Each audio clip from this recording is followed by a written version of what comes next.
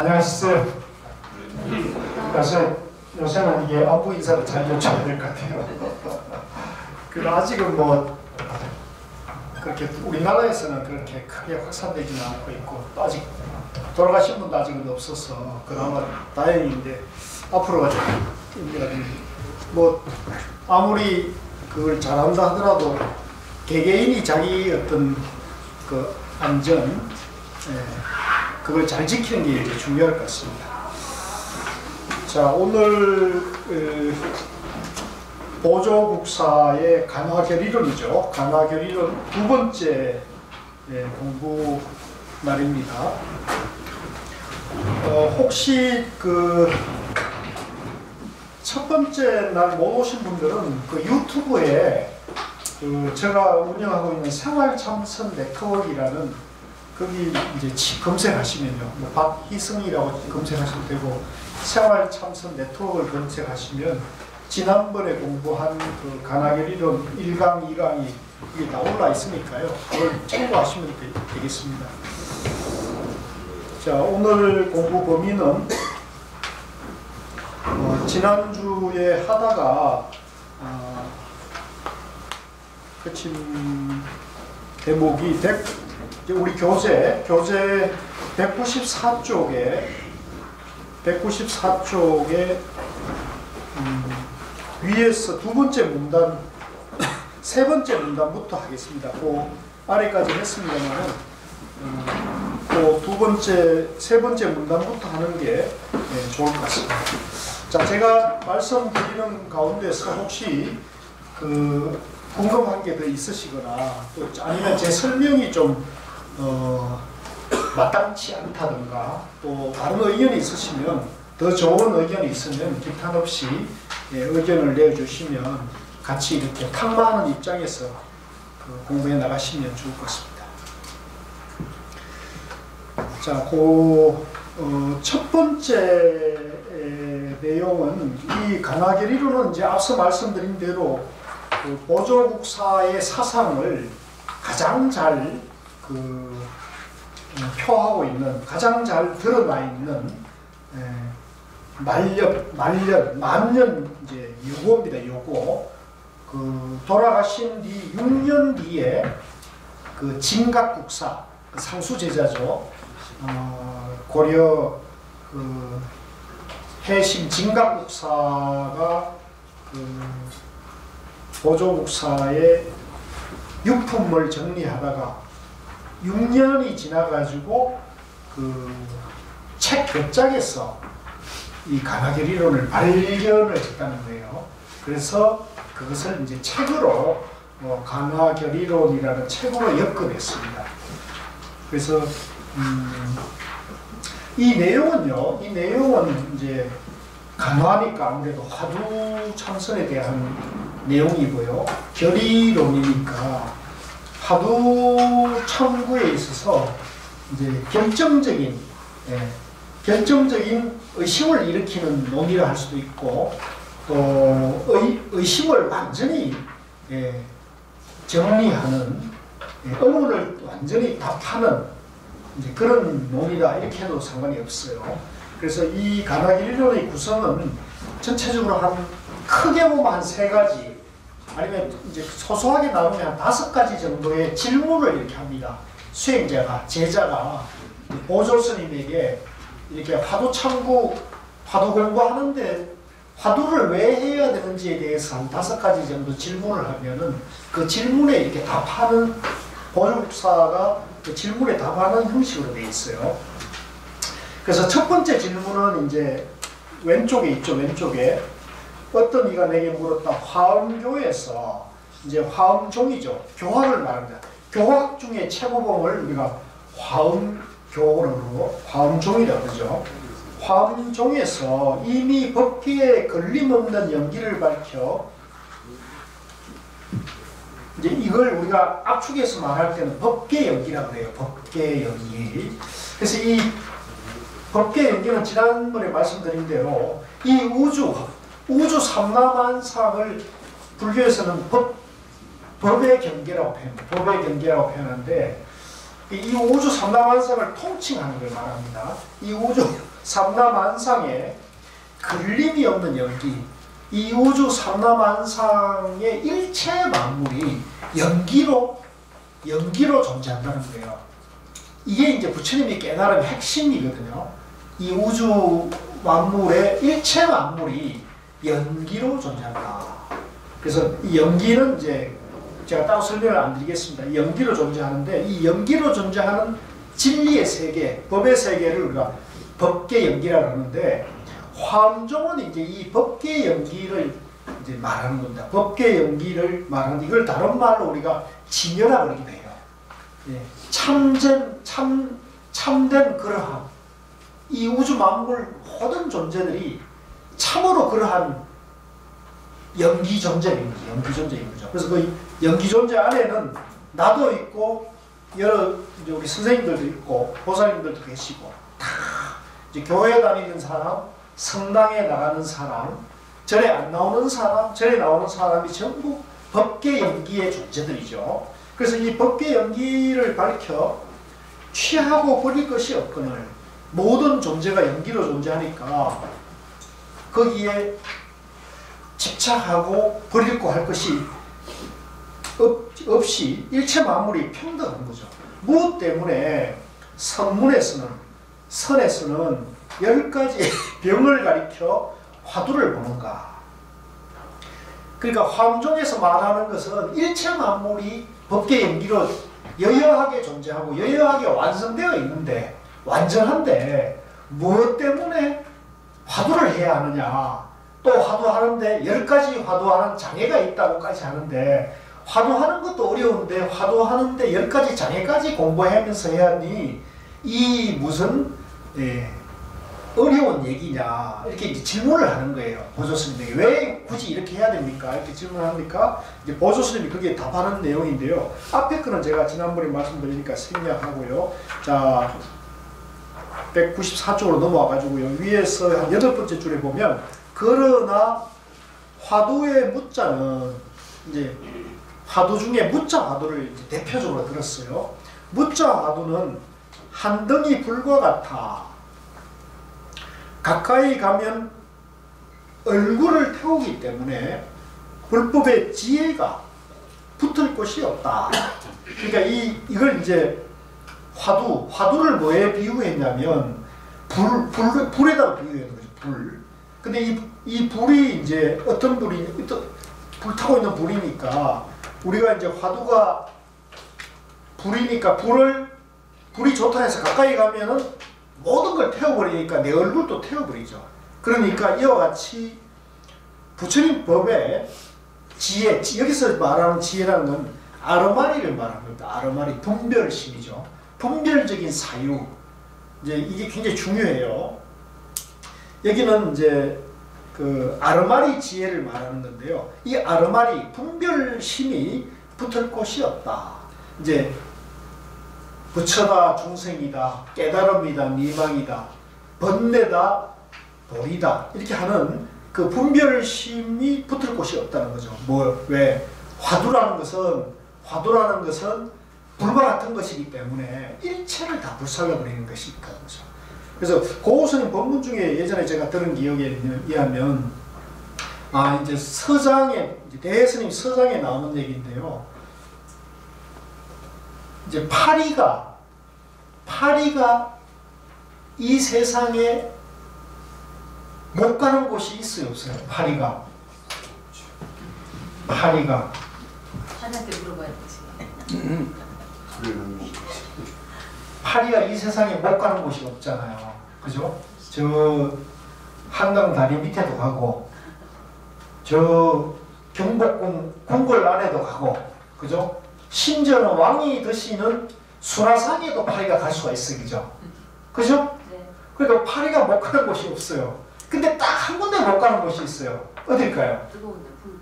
네, 맞아요. 서장에 나오는 얘기인데, 파리가 오직 천지사방을 다 다닐 수 있는데 오직 못 가는 곳이 뭐냐면 불 위에 못 가네. 불 위에. 그래서 그걸 화두에다 비유를 했어요. 화두에다가. 그래서 여기도 마찬가지입니다. 화두라는 것은 이제 우리 우리가 짓는 아르마리 분별심을, 상대 분별심, 양변의 분별심을 다 불사시키는 겁니다. 불태워버리는 거죠. 없애버리는 거죠. 그걸 비유하는 겁니다.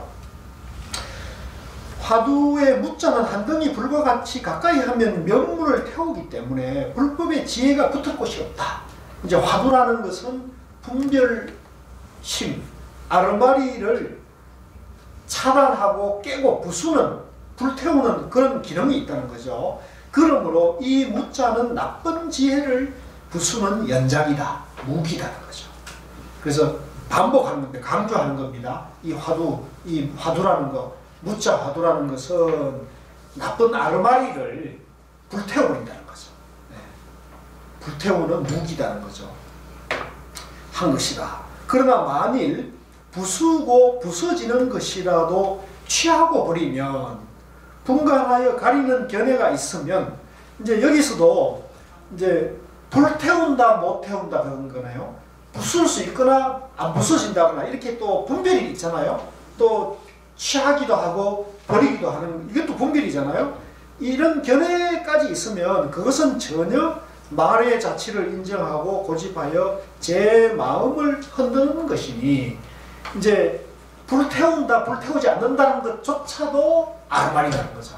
그것도 역시 상대분별, 양면의 상대분별심이라는 거죠. 어찌 만족히 참고하여 다만 화두만으로 제시자라 하겠는가. 선문에도 은밀히 전하는 뜻을 감당하기 어려워 교문을 빌어 종지를 깨치는 일을 위해 진성연기에 일일이 걸림이 없는 법을 말하였으니, 이제 화두라는 것은 이건 본래는 말을 붙일 수 없는 것인데, 이제 어쩔 수 없어서 부득이 이제 그 말을 붙여서 이제 바른 길로 안내하기 위해서 교학의 이제 언어와 문자를 빌려가지고 이제 그걸 활용한다는 겁니다. 방편을 쓴다는 겁니다. 저 3년문에 이제 요 말이 이제 어려운, 이게 보면 굉장히 어려운 개념들이 보조스님 많이 쓰고 계세요. 그건 보조스님이 화엄종을 공부를 해가지고 교학이 굉장히 밝은 분이었기 때문에 교학을 하다가 이제 선으로 가신 분이어가지고 화엄종에 이제 여러 가지 어려운 그런 개념을 쓰고 있는데요. 이 3년문이라는 것도 이제 그 중에 하나인데, 이제 삼은 석삼자고 현자는 이제 금을 현자인데요. 이제 불교에서는 이 현자, 검다는 것을 부처님 법으로 상징을 해요.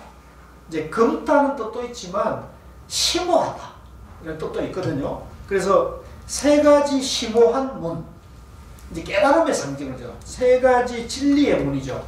문은 문인데 세 가지 진리에 이르는 세 가지 문의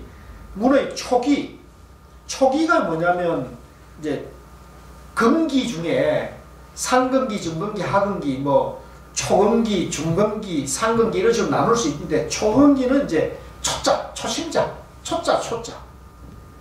삼면문에 초기가 들어갈 수 있는 이제 세 가지 문이 있는데, 이 세 가지 문은 이제 상금기, 중금기, 하금기로 구분할 수 있는데요. 이제 용어 자체는 그렇습니다. 체중년, 구중년, 현중현이라고 보조스님은 나눴어요. 그러니까 체는 몸체자를 썼고요. 이 몸덩어리. 구자는 말씀 구자를 썼고요. 현자는 이제 금을 현자를 써가지고 썼는데, 이 삼현문이 이제 체중현, 구중현, 현중현이라는 세 가지 금기설법을 말하는데, 이 중에 가장 초자들이 하는 것을 체중현. 체중현은 뭐냐면은 이치로 들어가는 거예요. 이치로. 그래서 어떤 사람에게 그 불교를 공부를 하면 생사의 괴로움을 벗어나는 길의 지혜를 밝혀가지고 행복하게 살 수가 있어, 이렇게 일러줄 때 이 논리가 있잖아요. 논리. 고통을 벗어나게 해준다는 논리가 있잖아요. 이 논리, 이치에 맞게 법을 설하는 걸 우리가 공부를 하는 걸 체중년이라는데, 체중년에서 밝힌 바와 같아. 즉 거기서 말하기를 가 없는 세계,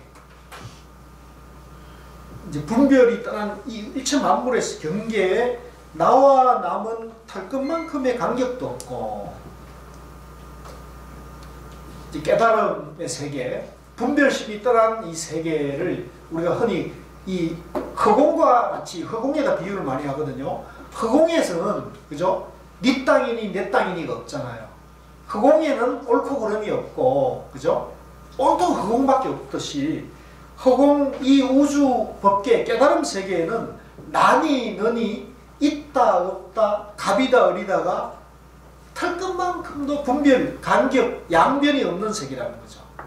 그래서 털 것만큼의 간격도 없고 하나라는 얘기입니다. 하나. 연기, 중도, 무아라는 얘기죠. 간격도 없고 시방세계의 고금, 예시나 지금이나 처음과 나중이 이제 여기 나오죠. 나와 너, 지금과 옛날, 처음과 끝이 한 생각을 떠나지 않는다. 이제 양변에 집착하지 않고 이제 중도를 말하죠. 양변을 다 아우르는 한 생각을 떠나지 않는다. 이게 이제 중도 세계를 말하는 거죠. 고 하고 또 한 글기가 밝고 밝아 온갖 형성을 꾸민다. 한 것 등이 그것이다. 그러니까 우리가 분별을 떠나면은 이제 한마디 말이 모든 것을, 분별이 떠나기 때문에 모든 것과 하나라는 거죠. 그래서 뭐 티끌 하나에 이 우주가 다 담겨 있다는 표현도 쓰잖아요. 마찬가지로 한마디 글귀가 이 우주 전체를 밝히는, 우주와 하나이기 때문에 온갖 형상을 꾸민다 한 것 등이 이제 연기, 법계 연기의 세계를 말하는 거죠. 선문에도 이런 원논문의 신해인, 이런 또 어려운 용어가 또 나왔어요. 이제 선에도 이제 이 원논문이라는 말이나 뒤에 가면 경절문이라는 말을 쓰는데, 이거는 이제 도조 스님이 이제 화엄종의 영향을 받아가지고 나름대로 이렇게 선에 들어가는 이제 한 두세 가지 길을 얘기하는데요. 선문에도 이런 원논문의 신해인, 그랬을 때는 이 원논문은 뭐냐면 요 앞에 원자가 둥글 원자고 돈자가 단박돈자잖아요. 그래서 화엄종에서는요, 이게 어려운 말인데, 화엄종 종사들은 이제 이 부처님의 가르침을, 부처님의 45년간의 설법을 5가지로 분류해서 봤어요. 5가지로 분류해 봤는데, 초창기에 부처님이 설한 게 뭐죠? 흔히 이제 우리가 암경이잖아요. 암경. 요즘 말로 니까야라고 그러죠. 팔리어로는 니까야라고 그러고 암부경전이 상당히 방대합니다. 그러니까 암부경전을 이제 일종의 소성으로 봤어요. 이 화엄종 종사들은 소성으로 보고요. 그 다음에 두 번째는 대성시교, 대성종교,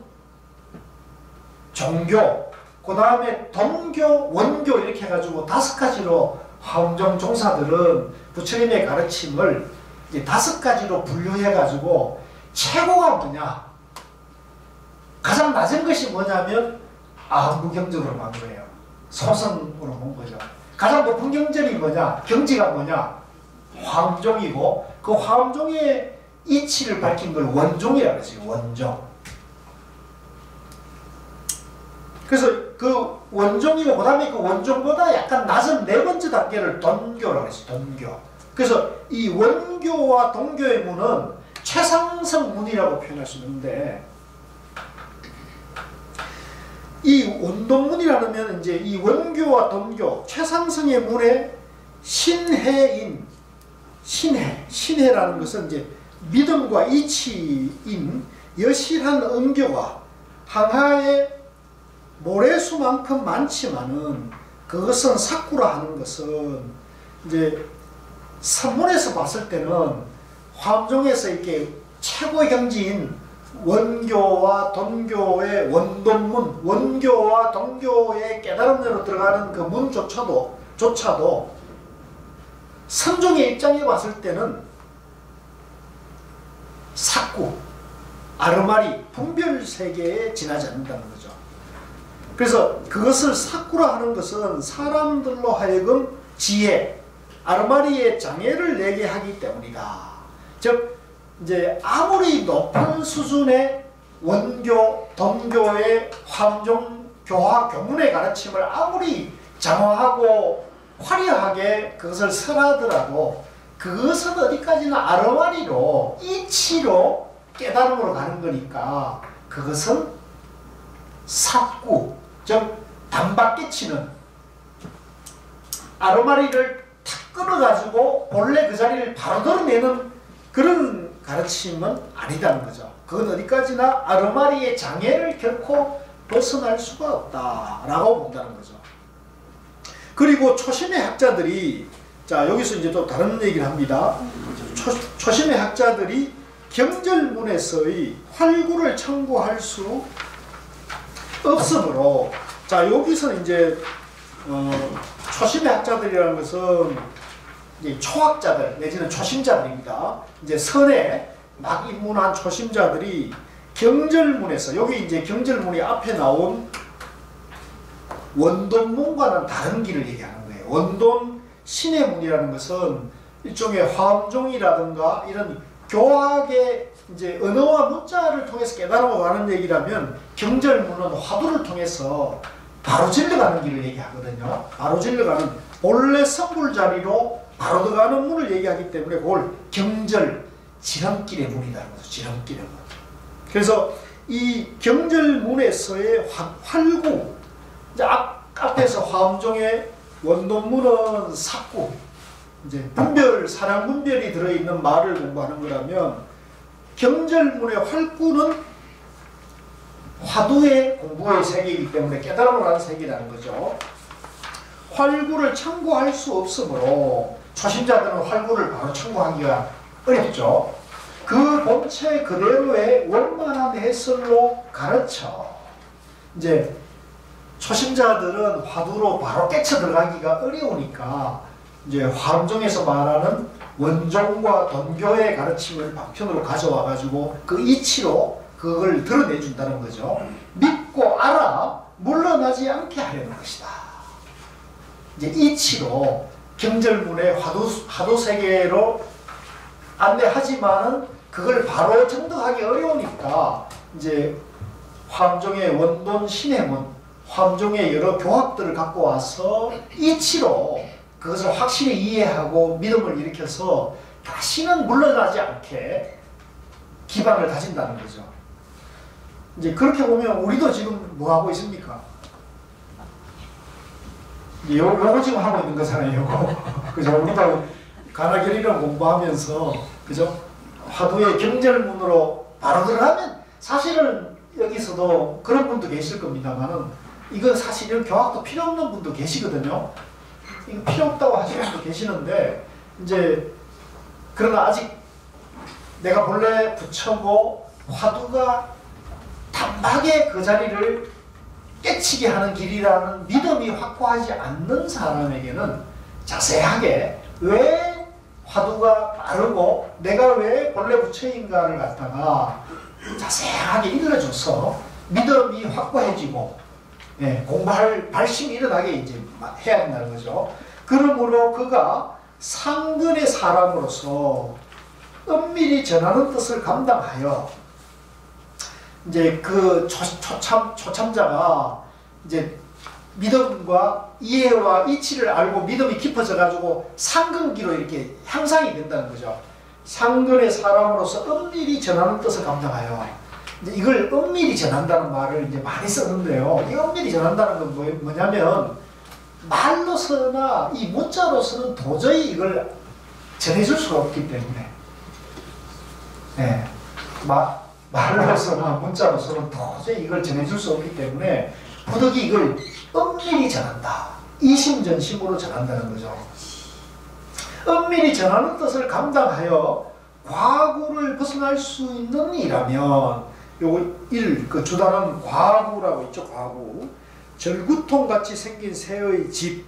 우리가 시골에 보면 이게 새집이 이렇게 있을 때 새집이 이렇게 절구통같이 이렇게 조그맣게 이렇게 돼 있잖아요. 뭐 큰 새집도 있긴 있죠. 큰 새집도 있는데 그 새집이라는 것이 뭐 제비집도 있고 뭐 좀 큰 황새집도 있고 독수리집도 있고 이렇게 합니다만은 그 새집이라는 그 집에 안주를 하게 되면 그죠?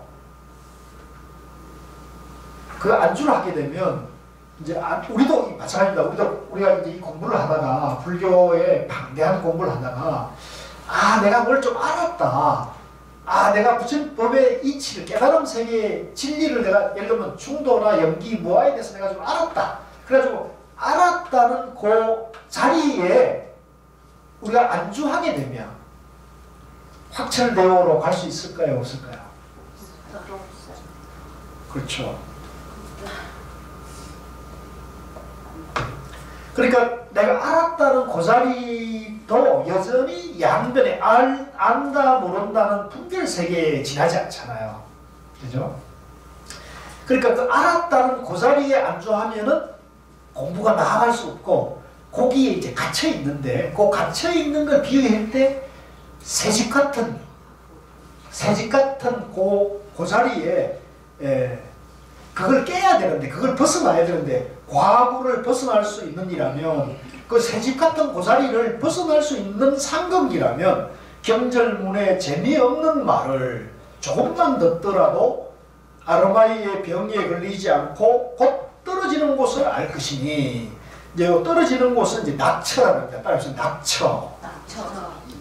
낙처라는 게 있잖아요. 낙처. 우리가 이제 어른들이나 좀 이렇게 보통 좀 지체가 있는 분들이 이제 조금 이 비유가 그럴지 모릅니다만은 아래 사람을 이렇게 부릴 때 이제 뭐라고 얘기를 하면은 그 말 뜻을 알아들어야 되는데 그 고지식 하면 그 말 그대로 행하다 보면은 이제 그 아래 사람이 그 뜻을 이제 옳게 알아차리지 못할 수가 있죠. 그래서 뭐 많이 드는 비유가 제가 이게 정확한 비유인지 모릅니다만은 그 양귀비가 이제 그 설에는 안독산인가요? 안독산이죠. 안독산이 이제 그 안독산과 연애를 했는데 이 양귀비는 이제 황후니까 이제 당연히 외도를 해서도 안 되지만은 이제 그 안독산과 이제 연정을 품었는데 서로 신호를 어떻게 하기로 했냐면 시녀 이름을 부르면 그죠? 시녀 이름을 3번을 부르면 들어오라 이제 이렇게 됐다는 거예요. 이제 비어 있으니까 들어오라 이게 신호였다는 거예요. 그래서 소가 이렇게 3번 부르면 근데 소기가 미련하게 예 하고 쫓아가면 어떻게 돼요? 이게 안 되는 거잖아요. 그러니까 이게 이제 낙처죠, 낙처. 이제 소가 부르는 데선 아무 뜻이 없는 거죠. 그 이치를 아는 사람, 그 암호를 아는 사람 세계에서는 이게 아무 뜻이 없는 거예요. 그러니까 낙처를 안다. 즉 화두라는 것도 마찬가지로 무자니 마른 똥막대기니 호떡이니 정전백수자 뜰 앞에 산나무니 하는 이 화두라는 말 자체는 아무런 뜻이 없는 거예요. 그죠? 근데 그걸 이제 왜 그럴까 뭐 이런 식으로 이렇게 말을 갖고 그 생각을 붙여버리면 이제 이 낙처를 모르는 것이 되는 거죠. 마찬가지입니다. 그래서 자 다시 돌아와가지고요. 경절문의 재미없는 말을 이제 화두라는 것은 이제 암호 같은 거기 때문에 이게 말이 재미가 있을 수가 없는 거죠. 조금만 듣더라도 아르마리 병에 걸리지 않고 곧 떨어지는 것을 알 것이니 이제 왜 소가 하는 것을 딱 알아차려버리면 통하는 거란 말이에요. 부처님의 깨달음 세계하고 조사의 깨달음 세계하고 통할 수가 있는 거죠. 그이야말로 한 번 듣고 1000가지를 깨치어 큰 총지를 얻는 일을 할 것이다. 한 번 딱 화두를 탁 들으면 그죠? 1000가지가 통달이 돼서 1000가지 만가지가 일체가 통달이 돼가지고 큰 진리의 세계를 총지 완전히 장악한다는 거죠. 완전히 장악한다는 얘기죠. 그래서 이 총지라는 말은 원래 이제 밀교에서는 깨달음을 표현해요. 깨달음을. 그래서 우리나라 종파 중에 밀교 종파들이 여러 있는데 밀교 종파 중에 총지종이라고 들어보셨죠? 네. 못 들어봤어요? 총지종이라고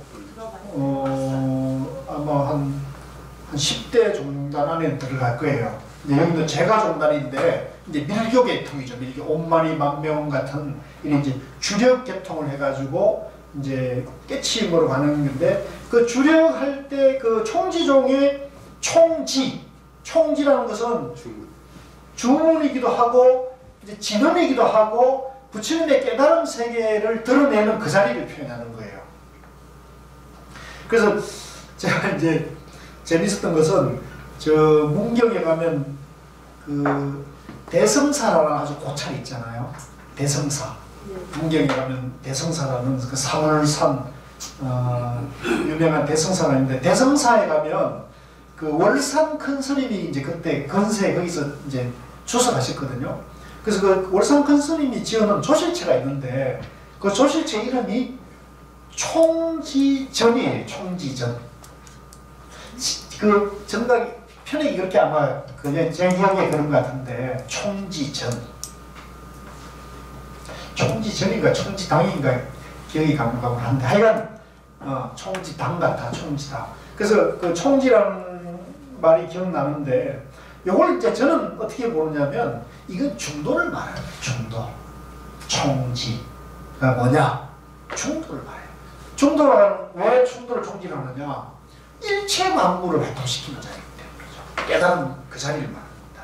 그래서 그야말로 한 번 듣고 천 가지를 깨치어 화두를 타파하면은 이제 깨달음을 성취하는 그 사람이라는 얘기입니다. 또 원교와 동교의 신임으로서 말하면 다시 이제 교학으로 내려왔어요. 이 10가지 지혜의 병도 10가지 지혜 아르마니 병은 아까 화두 드는 데서 10가지 장애가 되는 병을 말했잖아요. 이제 그걸 말하는데 한종 교학에서 보면 일체 만물이 연기니까 이 아르마니 되는 10가지 병도 연기입니까? 연기 아닙니까? 연기죠. 그러니까 연기법으로 보면은 이 10가지 병도 그대로 연기고 화두도 연기고 연기 아닌 게 없으니까 문제가 해결돼요? 안 돼요? 이치로는 다 해결이 된단 말이에요. 이치로는. 됩니까? 안 되는 분도 계신 것 같은데. 이제 우리가 지금 이제 경전조사 의록반이 한 4년 가까이 되고 공부를 하는데요. 이런 말 뜻은 이제 여러분들이 다 알아차려야 돼요. 일체 만물이 연기법이다. 그죠? 그러니까 화두도 연기고 깨달음도 연기고 중생도 연기고 번뇌도 연기다. 이런 것은 이제 딱 총지가 되죠. 딱 간파가 되잖아요. 어떻습니까? 되죠? 예. 그러니까 그것만 돼도 굉장한 거예요. 이 돈이나 시간이 헛되지 않은 거예요. 그래서 그 얘기를 하는 겁니다. 이 10가지 지혜의 병도 연기니까 진성의 연기이므로 취하고 버릴 것이 없죠. 그죠? 연기니까 이게 뭐 더 이상 붙일 게 없단 말이죠. 근데 그걸 보세요. 그러나 요 뒤에 이걸 잘 이해하셔야 됩니다. 그러나 거기에는 말할 수 있고 생각할 수 있는 길이 있어. 그렇죠. 십종병이 연기니 연기 아니니 할 때 거기 이치로 분별심을 붙이는 거잖아요. 분별의 언어를 붙이잖아요. 옳으니 그러니 하는 말이 붙어 있는 거잖아요. 연기니 연기 아니니가 붙어 있단 말이에요. 그러니까 그거는 말길과 생각의 길이 있죠. 거기에 붙어 있단 말이죠. 그래서 듣고 알고 생각하기 때문에 이제 이건 지금 생각을 붙였단 말이에요. 분별심을 붙였단 말이에요. 아르마니를 붙였기 때문에 초심의 학자들도 믿고 받들어 가질 수가 있다. 그렇죠. 초학자들은 이 아르마니를 통해 가지고 아르마니를 이치를 통해 가지고 이것을 이해가 되는 거죠. 이해가 된단 말이에요. 근데 뒤에 보세요. 그러나 경절문으로서 말한다면 자 이제 화두 세계, 선의 세계를 말한다는 거예요. 몸소 깨닫고 은밀히 계약하는 데 있어서는 이제 몸으로 그 십종병이 연기고 그것도 버릴 것이 없다는 것은 아르마니지만은 그죠? 분별심인데 이걸 몸으로 체득했느냐는 거죠. 몸으로 하나가 돼서 그런 마음 씀씀이가 되고 있느냐는 거죠. 그러니까 이걸 이제 제가 조금 실감나는 비유로 말씀드리면 우리 주변에 이제 우리가 이렇게 생활하다 보면 미운 사람이 있죠? 나만 있는가 보네. 미운 사람 없습니까? 미운 사람이 있다고요. 내 견해가 안 맞고 내하고 기질이나 스타일이 안 맞아요. 그죠? 그러는 사람이 보면 그런 사람의 행동이 다 이게 미워 보인다고요. 그죠? 그래서 이게 점점점 미워진다고요. 정이 안 붙고 보여진다고요. 그런데 이제 여기서 이제 우리가 여기 이제 인재원에 가지고 경전 이제 어려 공부를 열심히 하다 보니까 미운 사람도 중생도 그대로 연기에 이치고, 그죠? 진성 연기니 법계 연기니까 다 본래는 부처다. 차별할 게 없다. 요거까지는 이해가 되죠. 네. 근데 막상 미운 사람 만나면 또 어떻게 돼요? 똑같죠. 안 미워요. 많이 달라졌어요. 많이 달라졌어요. 이야, 네, 많이 달라져야 이제 맞는 거죠, 사실은. 그죠? 아깝지 않은 거죠. 그리고 이렇게 법법을 만난 지혜가 무럭무럭 자라는 거죠. 근데 이제 그게 그렇게 되다가도 막상 어떤 경계에 탁 만나면은 그 미운 사람을 실제 만나가지고 부딪히면은 그게 또 화가 올라오기도 하고, 그죠? 분별심이 일어나기도 한단 말이에요.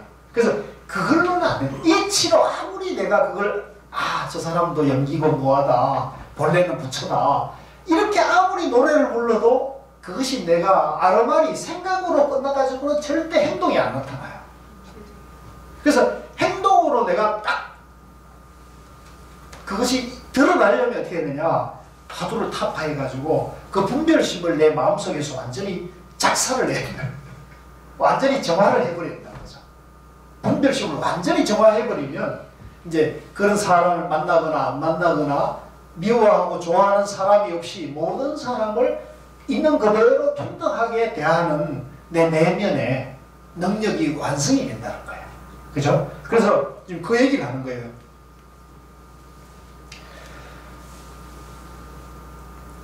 그러나 경전문으로서 말한다면 몸소 깨닫고 은밀히 계약하는 데 있어서는 말하거나 생각할 수 있는 길이 없어. 듣고 알고 생각하기를 용납하지 않기 때문에 화두라는 것은 이걸 용납하지 않는단 말이죠. 그죠? 비록 법제에 걸림없는 연기에 이치하더라도 논리적으로는 연기죠. 화두도 연기고, 그죠? 모든 병도 연기죠. 도리어 말로 이해하는 장애가 될 것이니, 그러나 그건 어디까지나 연기라는 말, 아르마리, 분별 속에 드러난 거니까, 만일 훌륭한 근기와 큰 지혜가 아니면 어찌 그것을 밝힐 수 있겠으며 환히 깨달을 수 있겠는가. 이제 연기법으로 그냥 관하는 정도 수준, 이치로 이 세상을 보는 수준으로는 이제 완전히 환하게 항상 자유자재로 마음을 밝혀낼 수는 없다는 겁니다.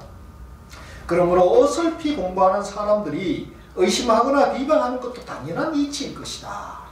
이제 이것도 중요한 말인데요. 이제 화두라는 말이나 선에 대해서 도무지 감을 못 잡는 사람들은, 그죠? 화두를 얘기해주거나 선법을 이렇게 얘기해주면 도대체 무슨 말인지 못 알아듣잖아요.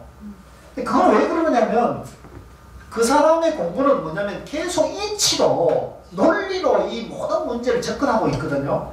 논리로 언어 분별, 분별적 사고로 모든 걸 받아들이는데, 선은 그 논리적 사고, 사량 분별, 아르마리를 탁 쳐서 끊어주어서 그 아르마리가 일어나기 이전에 본래 그 마음을 바로 보라 이렇게 얘기하는 건데, 그러니까 그걸 도저히 알아들을 수가 없는 거죠. 그 뜻을. 그러니까 이제 어찌 보면 상극. 그죠? 그래서 이제 어설피 공부하는 사람들, 이제 이걸 아르마리로, 분별심으로, 상대 분별로 공부하는 사람을 어설피 공부하는 사람들이 화두를 의심하거나 화두를 비방하는 것도 당연한 이치다. 당연히 그렇습니다. 지금 뭐 이건 우리 현실이에요. 우리 뭐 조계종 안에도 화두 참선이나 화두에 대해서, 참선에 대해서 비방하는, 비판하는 사람들이 무수히 많죠. 네.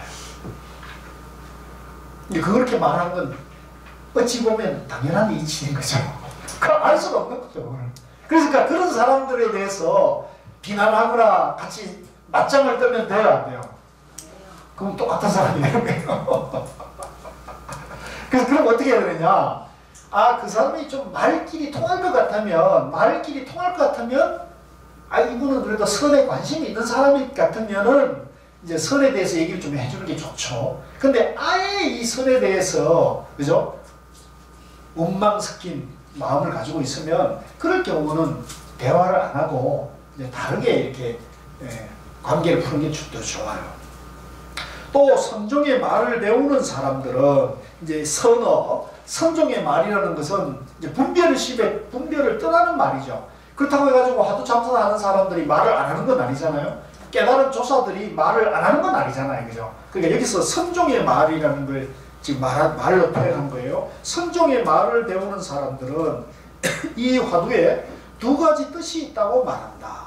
근데 요 말은 저는 조금 이게 좀 지나친 표현이라고 생각이 들어서 요 견해에 대해서는 제가 좀 동의가 안 되지만 이 보조 스님이 그냥 이제 이치로 화두에 대해서 자세한 설명을 하기 위해서 이 말씀을 쓰시는 것 같은데 저는 이렇게 화두에 대해서 이런 말을 쓰는 것에 대해서는 저는 동의가 좀 개인적으로 안 돼요. 이제 화두에는 두 가지 뜻이 있다.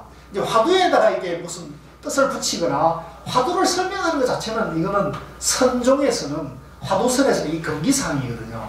이건 잘못된 거예요. 그래서 그런데 이제 보조스님이 이렇게 자비심을 베푸는 이유가 있는 거죠. 그래서 근데 우리는 이런 걸 배우면 안 돼요. 화두에 대해서 막 이치를 붙여가지고 화두를 설명하려고 해서는 안 돼요. 첫째는 완전히 붙들고 돕는다는 말이에요. 화두가 완전히 붙들고 돕는다는 거예요. 뭘? 공부를 돕는다는 거죠. 아르마리를 끊고 완전 본래 자기 안에 갇혀있는 지혜를 밝히는 걸 화두가 돕는다는 거죠. 두 번째는 병을 부순다는 말이다. 두 번째는 뭐예요? 내가 중생이라는 병이 있잖아요. 내가 잘났다 못났다 갑이다 을이다 안다 모른다는 내가 분별망상이라는 병을 가지고 있단 말이에요. 그래서 이 병을 회복시키다. 병을 낫게 한다는 거죠. 여기서 부순다는 표현을 썼는데 병을 낫게 하는 것이 화두라는 거죠. 그러나 화두의 미묘한 이치를 알아. 이제 화두는 미묘한 이치죠. 이치는 이치인데 논리를 떠난 이치이기 때문에 미묘하다고 표현한 거예요. 알아. 다만 타일러 깨닫도록 하는 지도로 배우는 이는 완전히 붙들고 돕는다는 생각도 없거늘. 자, 이제 여기 앞에 두 가지를 또 부정하죠. 그죠? 부정하고 하물며 병을 낫게 한다는 생각으로 은밀한 뜻을 파묻어 버리겠는가? 한 생각이라도 완전히 붙들고 돕는다거나 병을 낫게 하거나 하는 지혜가 있으면 이제 여기도 이제 논리가 붙어 있잖아요. 그러니까 이걸 아르마리가 있으면 곧 뜻으로 헤아리는 병에 떨어질 것이니 아르마리 병에 또 떨어진다. 화두에 대해서도. 그러니까 이렇게 해서는 어찌 활구를 참고하는 사람이라 하겠는가? 이제 이렇게 화두에 대해서 이러니 저러니 옳으니 그러니 이런 말을 붙이는 그걸로 화두 공부를 삼아서는 안 된다는 얘기를 하기 위해서 이제 보조스님이 이 얘기를 쓰셨어요.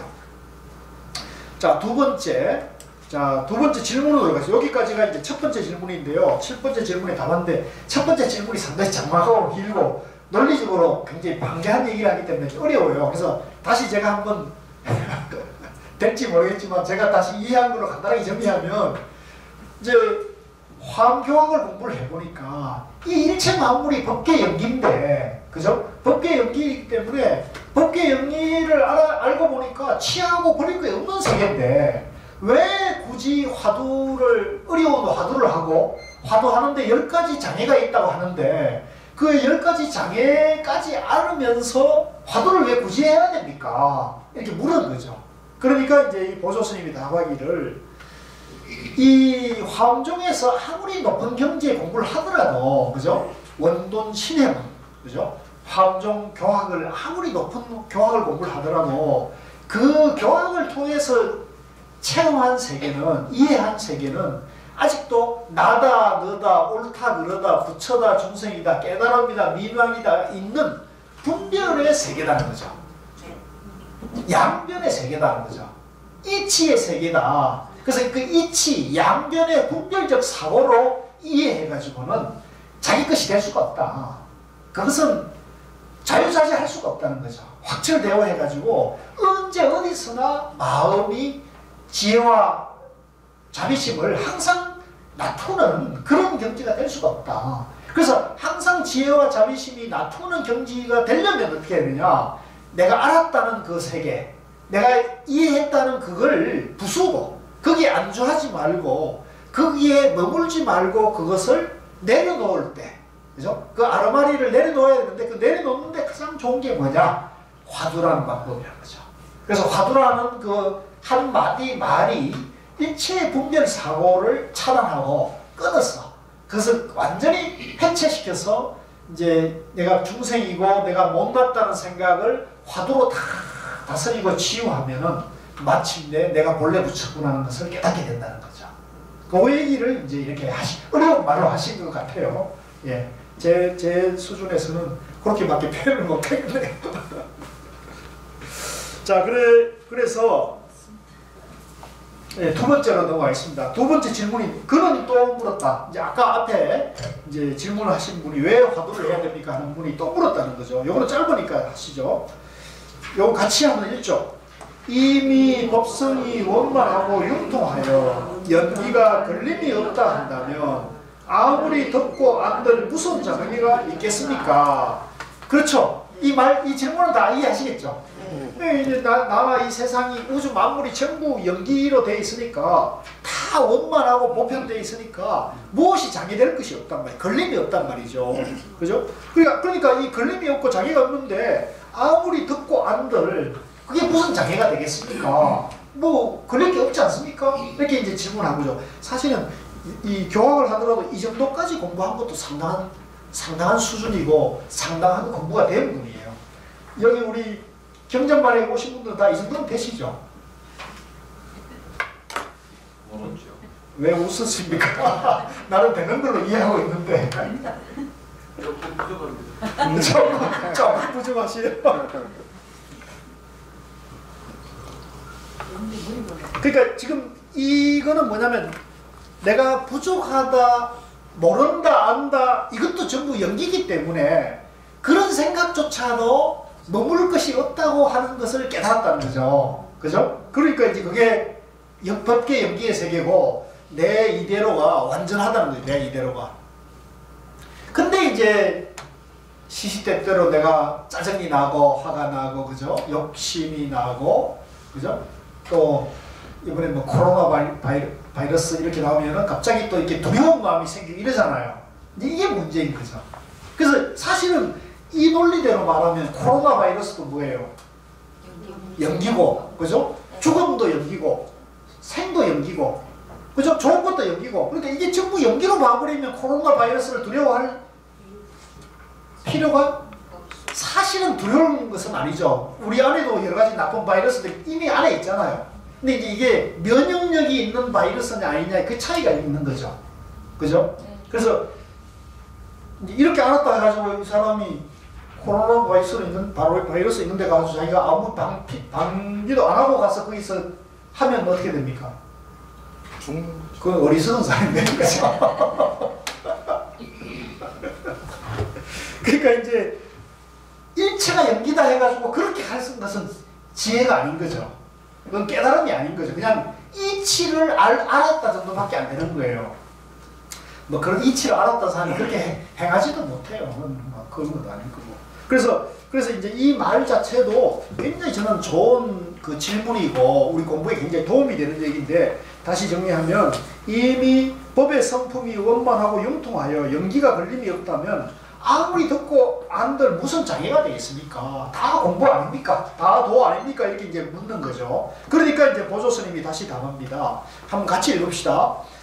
그대는 보지 못했던가 원각경에 만일 어떤 사람이 번뇌로운 생각이 아주 끊어지고 법계의 깨끗함을 얻으면 곧 깨끗하다는 지혜 때문에 스스로 장애가 될 것이니 그러므로 원각에 자유롭지 못할 것이다 하였다. 그러니까 이제 다시 이제 비유를 하자고요.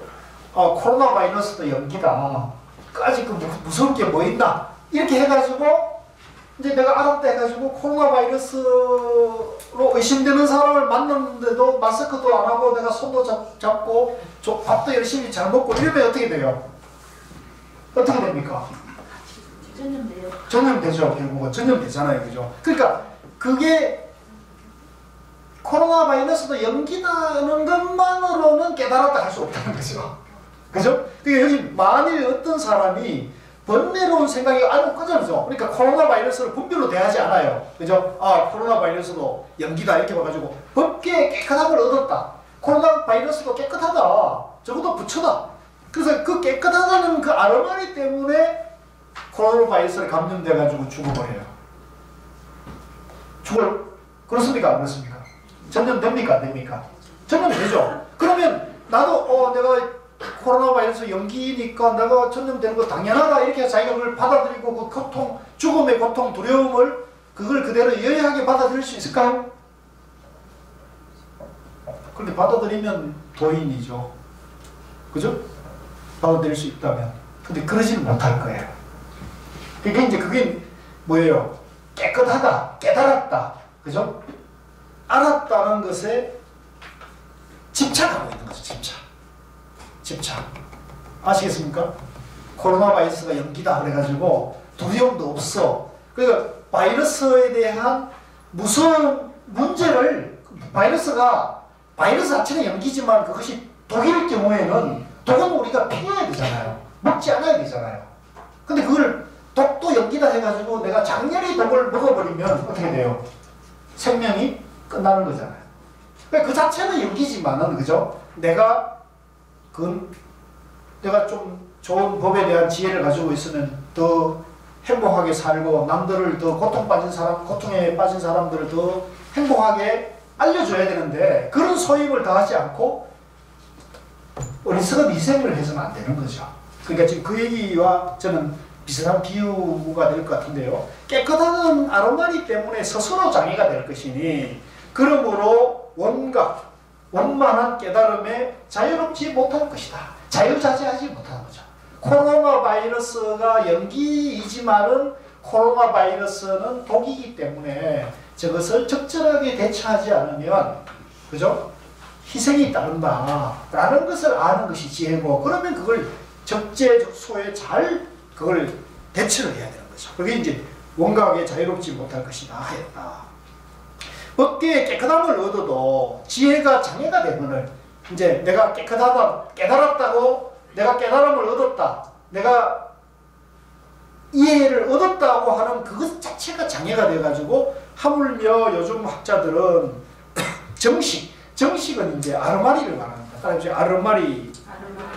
아르마리로서 연기에 걸림이 없음을 헤아리는데 어찌 해탈한 지경이라 하겠는가?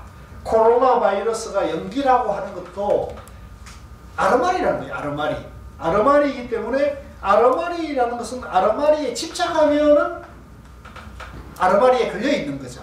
그죠? 그래서 그 집착하지 않을 때 이제 해탈이 되는데 그 아르마리에 집착해서 옳다고 머물고 있게 되면은 그것은 올바른 해탈 지경이라 할 수가 없다. 이런 얘기입니다.